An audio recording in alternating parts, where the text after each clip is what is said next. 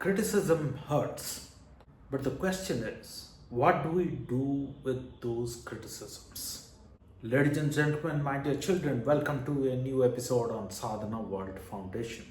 As usual, we will pick up something from our day-to-day life and connect it with the wisdom which is embedded in our ancient texts. Today we are talking about criticism.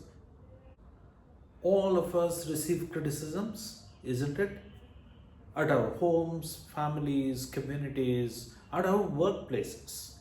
Our colleagues criticize us, our boss, of course, criticizes, our customers criticize us, and so on and so forth.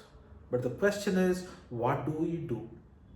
Especially in today's world, where the world is connected so much thanks to the social media, we are all sensitive to negative comments. When a negative comment comes in or a criticism comes in, we all get worried about it. Many of us feel the urge to respond immediately, as if we need to defend, as if we need to reject it immediately. And some of us get very worried, our confidence gets shaken. But what's the right way of dealing with all of this? This is not only a topic for young professionals, it's a topic for all of us, irrespective of the field in which we are working. But it's good that somebody, when is young, understands how to deal with it and practice it again and again, over and over, so that one becomes mature and does the best out of the criticisms that one receives.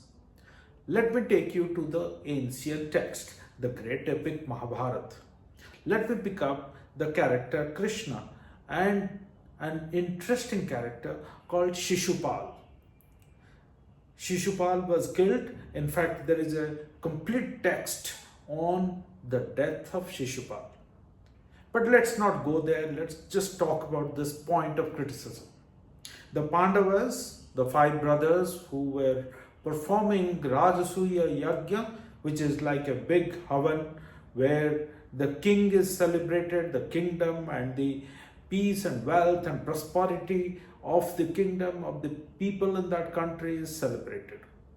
So the emperors, the kings, the sages, all the renowned people, reputed personalities in and around the kingdom are all invited. So there is a tradition in the Rajasuya Yajna that one person needs to be recognized and honored as the first or the best. So there is a discussion which takes place. In that discussion, the seniors, the sages, various kings and emperors thought that Krishna is the person who needs to be recognized as the first and foremost. However, Krishna's relative, who was a king known as Shishupal, objected to this. He not only objected to the opinion of most others that Krishna should be recognized as the best or as the first and foremost among everyone else, but he started insulting Krishna in the public, in the courtroom. He goes on insulting one after the other. Apparently, he insulted Krishna 100 times in front of all the kings and the emperors and all the seniors, all the learned people and the reputed people of that time. And the point is about Krishna's reaction.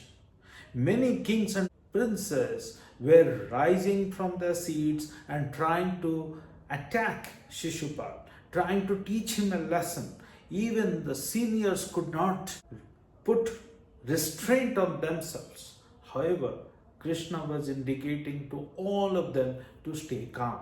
Krishna's brother, elder brother Balram, was also present there. He was rising from his seat to teach a lesson to Shishupal.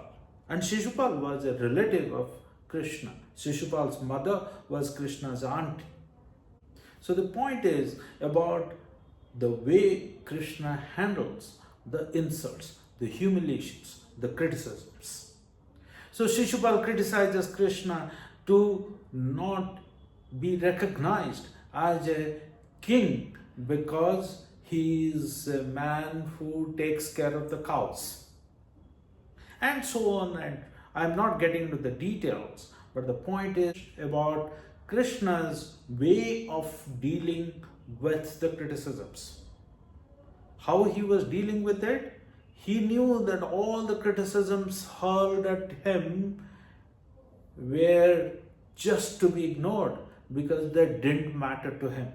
But normally, what people would do is that they will feel hurt by one criticism. The moment the second one, the third one, the fourth one comes, the ego is hurt so much that the person is likely to respond with full blown emotion of anger or something of that kind. But Krishna doesn't show all of that. So the lesson that I take from all of this is that criticisms need to be listened to. We need to reflect whether that criticism really matters to me. Is that something which I need to think about? Is there something that I can learn from it and improve? Or it's a criticism out of someone else's insecurity or someone else's plan to hurt me. It's the plan to upset me. So we need to ignore that. So the point is that we need to really be able to distinguish which criticism is worth listening to, worth paying attention to, worth learning from, and which criticism should be ignored. Ladies and gentlemen, my dear children, this is the lesson which is embedded in our ancient text. If we can learn this, if we can learn to differentiate, just to stay calm, think about it, reflect upon it, and act on it, we will become a much matured, much better individual than what we are today. We can make our lives much better.